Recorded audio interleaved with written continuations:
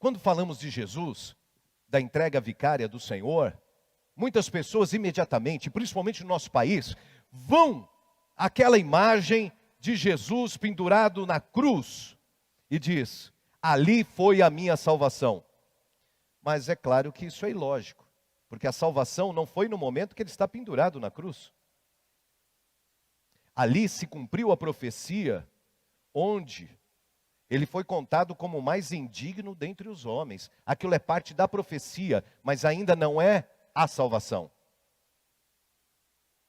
Como também foi dito que ele seria sepultado entre pessoas nobres. E claro, o corpo de Jesus foi colocado num sepulcro de um homem riquíssimo, assim como disse a profecia.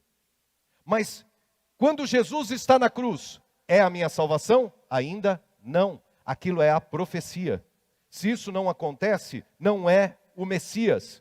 Diz que dele, ele deveria ser transpassado. E aí uma lança transpassa o corpo agora já inerte na cruz.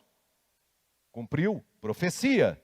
E que dele sairia água, e do seu corpo saiu água, porque seus pulmões tinham estado em estado de falência depois de tantos açoites e pancadas que ele havia tomado. Seus pulmões estavam cheios d'água. E as águas saíram após ser perfurado. Agora, isto é a salvação? Não, irmãos. Ele ser crucificado, Jesus ser crucificado, não é a minha e a sua salvação?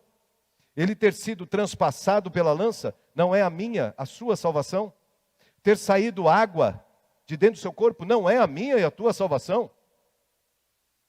No momento em que ele expira, os mortos ressuscitando, a terra tremendo, o céu se fechando, não é a minha salvação nem a tua salvação? Por quê? O que é a salvação? É o perdão dos pecados, é o pagar do preço do pecado. Qual que é o preço do pecado? Diz a Bíblia Sagrada que é a morte eterna. A segunda morte, não a morte física, a segunda morte. Sabe qual é a sentença, meu irmão? Do pecado original lá do Éden? A sentença é fecharmos os olhos para este mundo e partirmos para a segunda morte, que é a separação eterna de Deus, o inferno. Esta é a sentença, o inferno. As pessoas eu vejo às vezes brincando, uns debocham, outros riem, outros fazem palhaçada, brincam, outros estão somente brincando e outros realmente com chocarrice e dizem: do que Jesus nos salva? Não queira saber.